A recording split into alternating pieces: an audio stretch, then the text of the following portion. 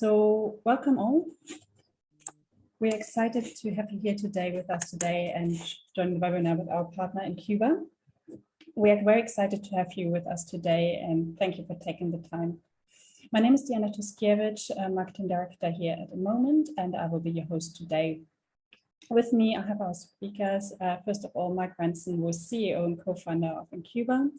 He's also an Endeavor entrepreneur, the leading high-impact entrepreneurship movement around the world. Mike's thought leadership in customer experience and customer journey management has been adopted by leading companies, and we're quite excited to for him to share his insights with us today. He's joined by my colleague Oliver Skeide, Director XI Consulting at InMoment. Oliver has been working in research and consulting for more than 20 years, and in his current position, he mainly advises large companies on the development of expansion of CX programs. He's also a founding member of our CX Academy, and with that is involved in the training of customer experience managers on various subjects. In our webinar today, Mike and Oliver are going to discuss the importance of customer journeys, sharing best practice, and how you as a brand can anticipate customer behaviors and guide them to closing the journey. And as a result, for you, of course, to achieve your business results. For any questions you may have throughout the webinar, please drop them in the Q&A window. We have left some time at the end of this webinar for us to answer these questions, so please do not hesitate to ask at any time. And with that, Mark, over to you. Thanks so much, Diana. So just an interesting analogy and some interesting insight around customer journey and customer journey management. The inspiration really comes from Starling Memorations, and they were always a mystery. And a zoologist named Wayne Potts in 1984 was able to first start understanding the memorations of starlings. And what he found is that it always seemed to be this random kind of movement, but by using high-speed cameras and enough data, he was able to understand the rules of how starlings actually flock. And just out of interest, there are a couple of basic rules. And the first one is that when you look at them, everyone thinks that the birds follow the leader, which is not true. The transition speed is they can't move quickly enough to be able to follow the leader. They actually follow 6 or 7 birds around them, and they move almost like an AI kind of pack, moving with 7 birds around them to create the movement. There are also some basic rules that they follow. In terms of the movement, it's always an inward movement rather than an outward movement, because they're looking for things to eat, and they tend not to separate from the pack because they then are susceptible to predators. And InQuba has been studying these customer journeys now. We're a 12-year-old company. For the last 5 years, we've been very focused on gaining data and gathering data, very granular data around customer journeys. And what we're able to see in the data is that the patterns of how customers move through journeys, when we really study it with that level of granularity and that level of data, these patterns are actually predictable. And we see as well that they don't seem to be predictable, but with enough data, they are predictable. And the big difference between this journey management approach versus journey mapping is that journey mapping is one hypothesis of what customers will do.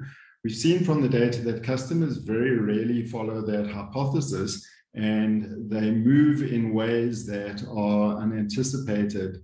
And that has been accelerated a lot because of digitization and the channels that customers have available to them at this particular point in time. So what we see in these journeys when we analyze them with enough data is that there is a flow. And I thought about this analogy a little bit more. The same way as a predator can change the shape of the murmuration, we found that this idea of a nudge or a highly contextualized intervention can change the way that the journeys are shaped, which is really good news. It means that if there are things that you're trying to do as an organization, and those things are going to take a long time, they could take 6 months, 12 months, 18 months, there's a lot that you can do during that period of time to actually change the direction of your customers. I'm going to just hand over to Oliver to talk a little bit about CX and the role of CX and Journey and the inQuba and InMoment partnership.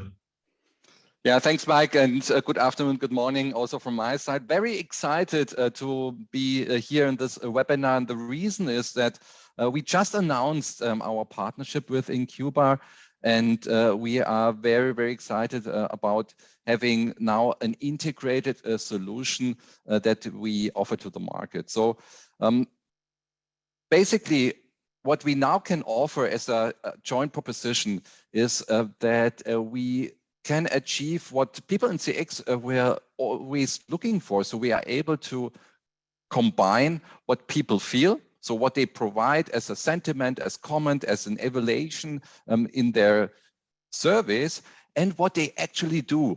So we are able to much better understand what really drives frustration or what really is exciting to people and drive positive experiences. So also we are able to move away a bit from a touch point perspective to a journey perspective. So helping companies to overcome internal silos, also being a bit more proactive and being able to better identify where exactly they have to move the needle. And going even one step further, in CX to date, we are used to wait for a negative experience or for negative feedback in order to follow up with customers, to close the loop. Now, as Mike has already briefly mentioned, we are also able to be proactive in the sense that we can send these nudges, these interventions to customers who do not necessarily have an interaction, who are probably undecided, and who exactly need this additional piece of information or this soft push in order to go through their, for example, purchase channel and to decide for your company. Rather quickly, before we go into more detail, let me quickly talk a little bit about journey management opposed to journey mapping, because there's a lot of buzz going on in the industry around journeys, and just to provide you some quick background information. So journey mapping, as also Mike has briefly mentioned, it's basically a workshop-based approach where employees draft a journey map based on their own expertise and experience. So as said, it's a hypothesis, and it's also a static view of the map. So resulting in a PDF or poster, it's a one-in-time effort.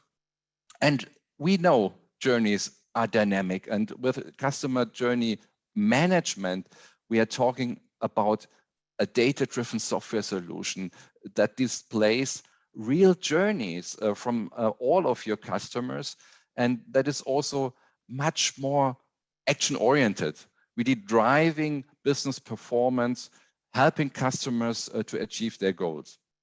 And how this looks like, that's exactly what Mike is going to talk about now.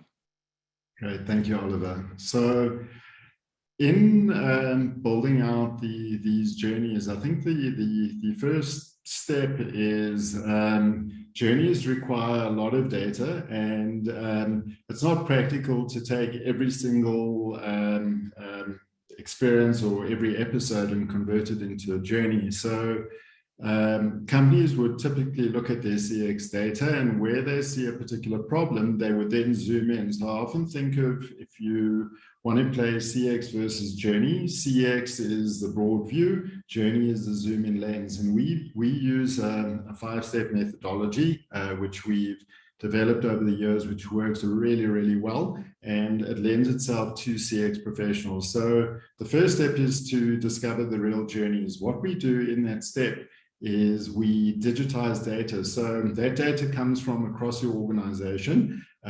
If it's online data or app data, it's very easy to bring into the inQuba journey environment. We do that with Google Tag Manager and a number of other techniques that we use. If it sits on line of business systems or backend systems, there's a range of other capabilities that we use within the platform to bring that data in. But the essence is what we're trying to do is we want to build out the journey, we want to understand the journey, and once we bring in that particular data, we want to be able to render that journey, so the real journey, not the journey map. So that's step one. Step two is to start understanding points of interest. Step three is analytics, to overlay the voice of a customer. So around a point of interest, we would micro-survey. That's a very, very small group of people that we would be interested in getting some kind of result out around why they did something. Step three is to overlay the analytics. Step four is to move into orchestration. So now we understand the problem. What kind of things are we going to do to change the shape of the murmuration, so to speak? And step five is really around the optimization. What do we need to do to move through the optimization? And we've been able to apply this to a range of use cases very successfully, from customer acquisition to customer onboarding. There's something really exciting that we're doing called a brand-infused journey, which I'll talk a little bit about. So moving through this step by step, what we do, particularly from an inQuba approach, which we seem to be is really powerful, is we start off with a goal, and that goal is usually a monetary-based goal. So it could be, if we can get our customers to this particular point, it could be acquisition, it could be onboarding, or if we can get our customers to stay in a retention journey without leaving this point, that is where we would put that $sign, and it sits somewhere within the journey, and it's a physical thing defined in the platform. What we then want to do is we want to move through the sequence of things to answer particular questions around how they reach that particular goal point. And I've laid out the questions there, and I'm going to go through them in sequence. So the first two questions, where are they going and did they get there? We handle that in step one. So what you see in front of you is the rendering of the journey. And this rendering is actually a digital rendering. So if we see something like a recursion that's happening, or customers getting stuck in a loop, it will render like that. The thickness of the line shows how many customers flow through that journey. If there are points where things cycle back, you'll get a loop coming back. So important thing to note is that this is fully rendered. It's not a journey. It's not a journey map. And we set up the goals on the particular journey. And then in step two, we want to know, well, if they got to a point or they didn't get to a point, what happened? What do they value? And what was the thing that made them fall off, and how they're feeling? And that's where we go into it's a slightly different approach. It's one that inQuba has developed and invented for to handle quite a complex problem, but to do it really easily. We built out something called the value model, and the value model we use InMoment's Lexalytics to do this. And we basically ask a very simple question like, hey Mike, please tell us why you fell off this particular journey. And we then categorize that into economic, functional, symbolic, which is brand-based reasons, or experiential, which is the traditional role of the customer experience domain. And based on those particular reasons, we then classify them, and you can see the kind of classification sitting there.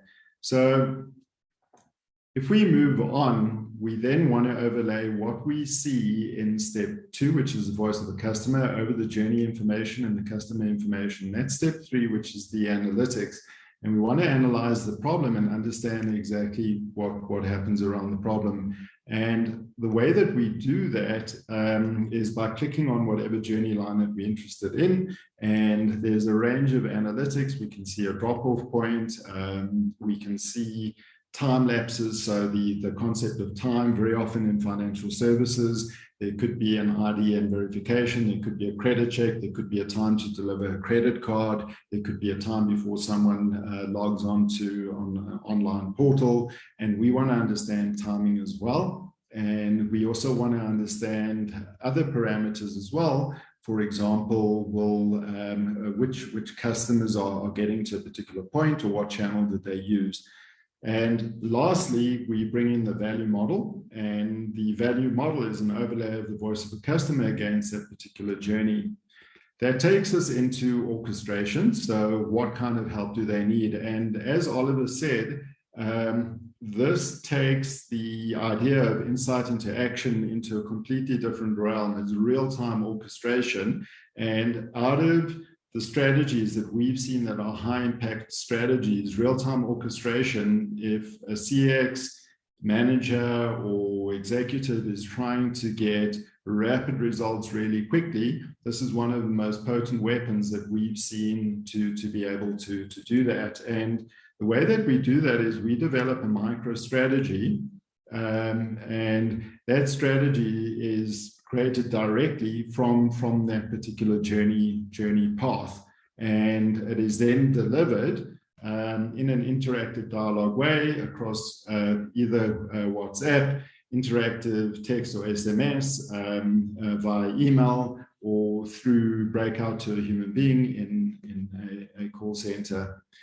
So the last thing that we'd want to do is step number 5, and to say, well, are these strategies effective? And we have a number of capabilities to be able to see and do A/B testing. So I've moved through that really quickly, because the thing that many of you probably joined for today is to really hear a little bit about the application. So I'm going to share 3 case studies with you of what we've done, particularly in financial services. So the first company is a banking customer, and it's a large bank. And the challenge that they want to solve, or we've solved for them, is around not taken up around credit cards during the acquisition stage of the credit card or the reissuing stage of the credit card. And this is a huge problem. The more data, we've implemented the same use case several times now, and we see that even something as simple as selling a credit card, and someone who goes to that banking sites and starts the registration process, we're sometimes seeing drop-off that's higher than 80% of people who start there and who actually land up using that credit card.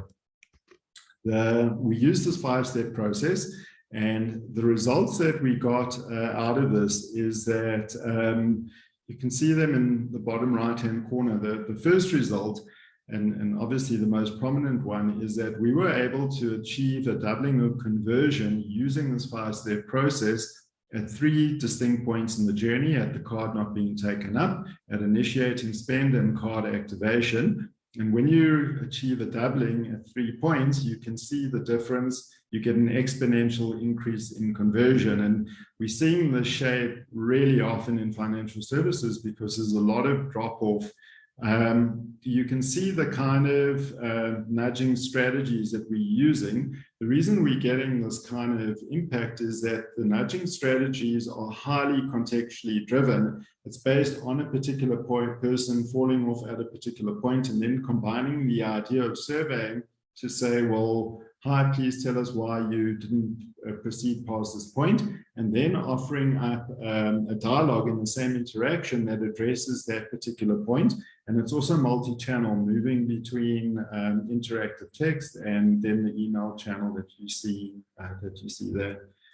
The next case study is something really different. I was actually on a call with a customer earlier today, and I've actually had 2 customer calls today where they really like this idea. So it seems to be growing in popularity. And this is this idea of a brand-infused journey. And the reason that this is getting prominence is over the COVID years and the switch to digital, there were 2 forces that played out that have created a huge amount of switching in the market. So companies, particularly in financial services, have to move to a value-based model and a brand-based model. And we call this a brand-infused journey. How do you take the brand and the brand attribute, and how do you move that to be valuable to the end client? And the way we do this is we start off and we say, well, what does this journey look like? And in this case, we're talking about a 4-year or 4+ year journey. And this is an investment company, and they focus on retirement annuities. Some parts of the world it's called superannuation.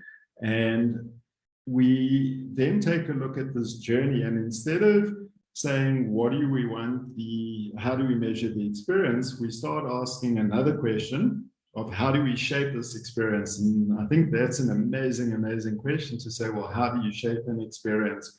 And we say, how do we want people to feel? And if we want people to feel a particular way, how would we get them to feel that way? So let's say it's a complex financial product and you want people to build up trust. The first thing you'd have to do is explain to them how the product works within the context of the industry. So for an investment product, it would be, for example, the risk-return relationship and expectation, and also a buy-in from the customer around the kind of risk that they want to take or the kind of retirement that they want to have.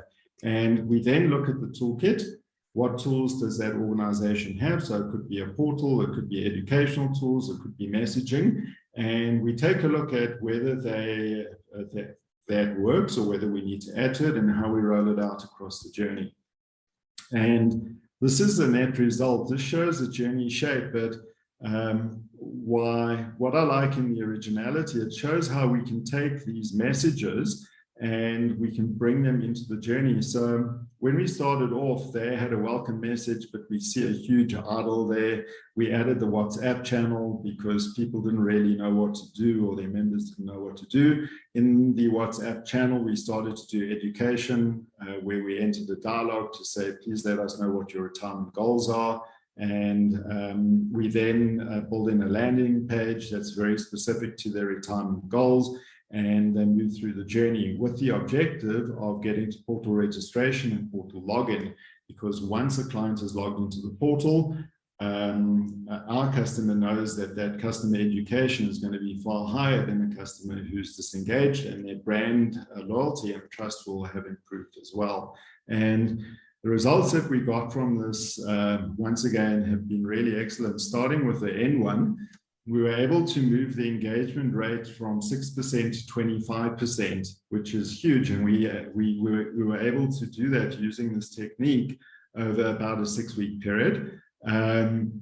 We saw something quite fascinating, is that if we were able to get someone to engage in a nudge, so one of these behavioral nudges, 46% of the members who were nudged went on to register successfully. So it really shows us how we can move the customer base based on these nudges, if we get these nudges correct.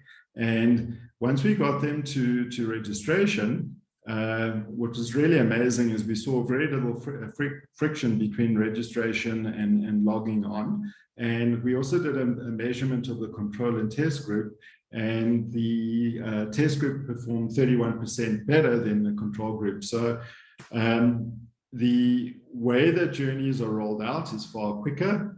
Once we did the build, this result was achieved within a 6-week period. So it's highly targeted towards a very specific part of the journey that you would like to optimize.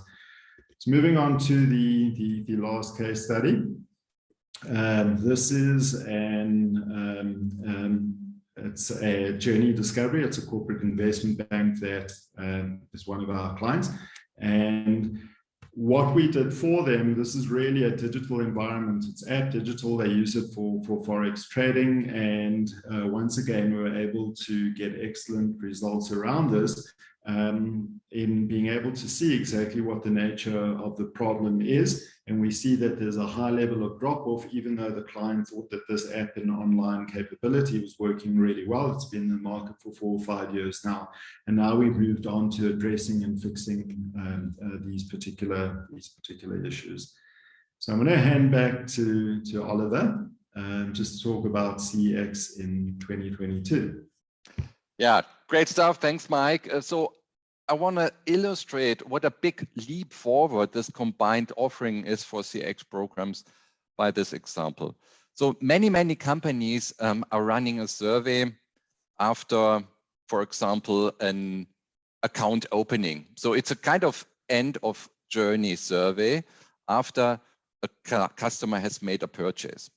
And it's interesting to see people who have just opened a new account, how satisfied they are, how easy they found the process, etc., and also look at the likes and dislikes and the verbatims.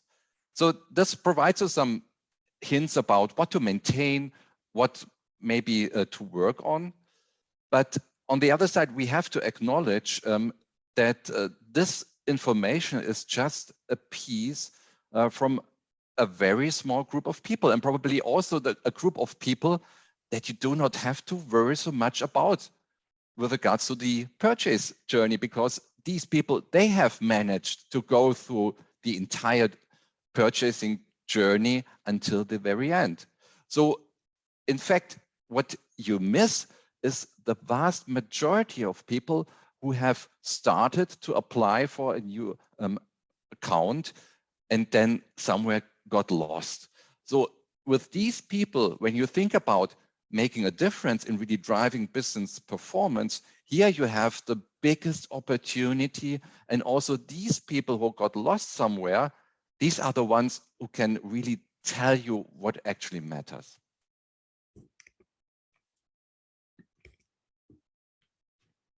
So when looking at the benefits of a combined offering, it's quite obvious that it really satisfies core needs of a CX program owner, providing him with the big picture, with the full picture of all customers, giving him the tools to drive the CX metrics, but also it's quite apparent that we satisfy the needs of the internal stakeholders or the internal clients, if you like. And this in turn, of course, also makes the CX manager happy. So take, for example, the digital experience owner. She wants to understand the experiences of all visitors. She wants to help the visitors to reach their goals. And she wants actionable advice about what to improve in order to become even more successful. And likewise, the line of business owner, if it's the head of sales, for example, he's interested in driving financial performance and achieving his sales goals. Or if it's the head of service, he is interested in becoming more efficient and reducing the cost to serve, for example. So very, very targeted around core CX professionals' needs and their internal stakeholders. And I guess at this stage, we have a short poll.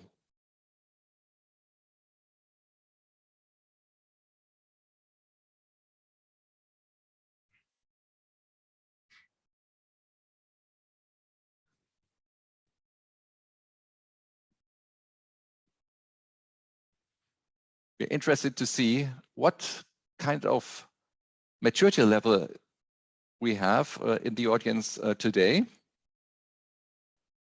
And I can also see that you are very, very active in responding. Thanks very much already.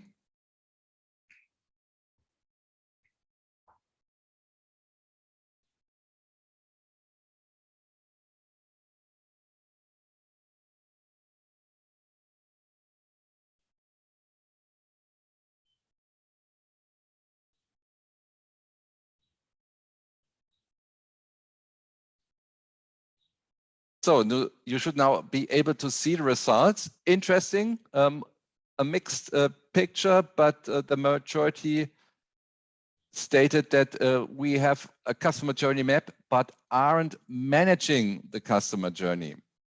So that's a good confirmation that hopefully this webinar is very relevant for you.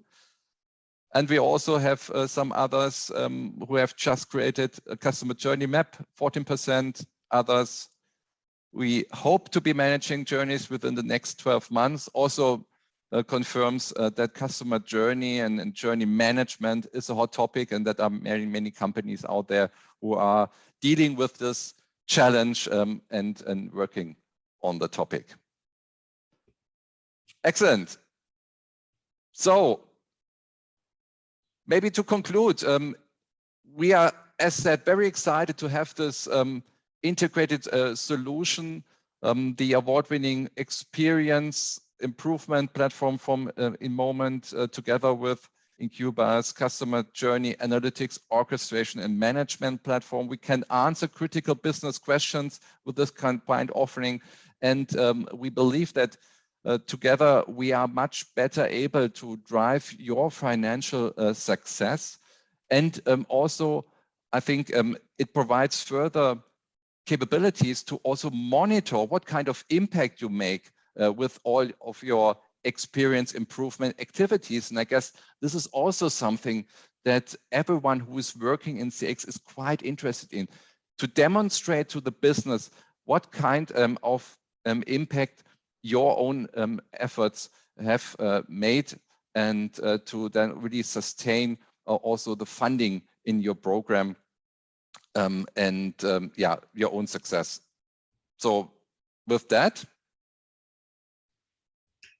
great. I hand it back to you, Mike. Thank you. So just in conclusion, what we've seen, especially coming from a CX environment, is, and with the moves that have happened digitally over the past 2 years, if customer experience professionals are really going to be able to not only understand their customers, but deeply be able to influence and change behavior, this move towards a deeper zoom in at certain points which are problematic in the journey, and the ability to be able to orchestrate from there to change behavior in real time is definitely something that is rising very quickly in prominence. We're also seeing organizations accelerate in terms of their digital capability, which is such a foundational element towards being able to get the value and the capability out of customer journey management. And just one last thing in preparing that I found of interest is wondering what this bird was doing up here in this picture. And I then realized it's actually probably a bird of prey, and these are the starlings here. So I'll just leave you with that thought in being able to shift and change and be able to move the shape of the journeys in the way that you want to be able to move them. So I'm going to hand over to Diana just to coordinate and manage the Q&A. Perfect. Yeah, thank you very much, Mike and Oliver, for running us through customer journey management.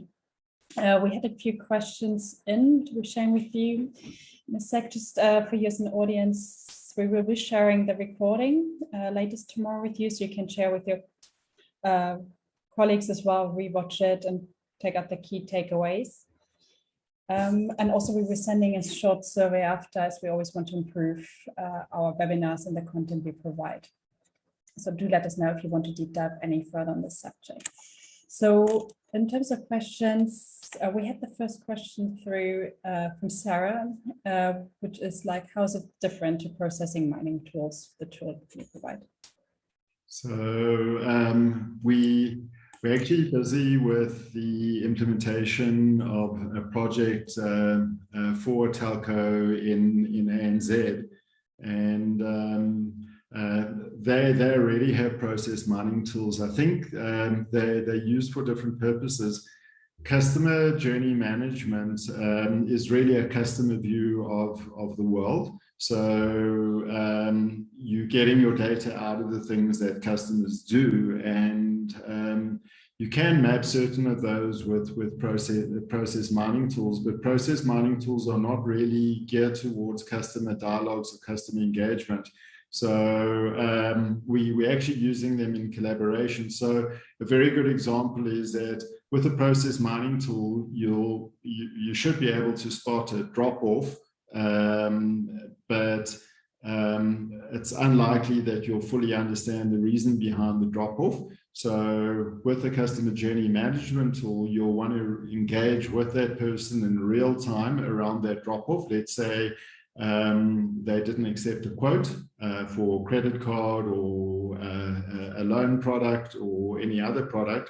We'd want to say to them in real time, please let us know the reason that you didn't. And let's say one group says your costs are too expensive. We would have we would develop a dialogue around that to address the issue of cost, because maybe it's a better product, or if they say interest rates are too high, another group, we would be able to do that. And we started doing more and more work with AI to predict who's going to move through a particular journey, and to be able to feed up these, to serve these dialogues beforehand, to shape and influence even before the person got there. So I hope that answers that particular question. I believe it does. Otherwise, Sarah, do let us know. Another question came in is whether you can elaborate on how you develop your nudges. How we develop the? Nudges, nudging the customer along the journey. Oh, the nudges. Okay. Yeah.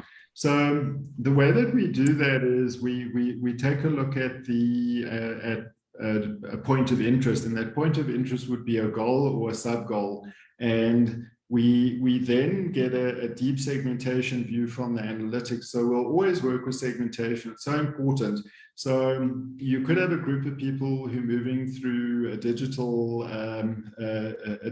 let's say it's an onboarding or acquisition stage of a journey, and a young digital group of people may say, well, they don't like this product because there's a better digital competitor. And then the response would be based on that, or the nudge. So we use the insight to create the nudge, and the nudge is then targeted at their group as they pass through. So we actually build up a catalog of reasons as to why people are not moving through a particular point, and then we preempt it either as they get to that point if they don't move through, or we preempt it by putting messaging beforehand. So the nudges are really they micro nudges served at a very particular segment with context around the problem that they're having.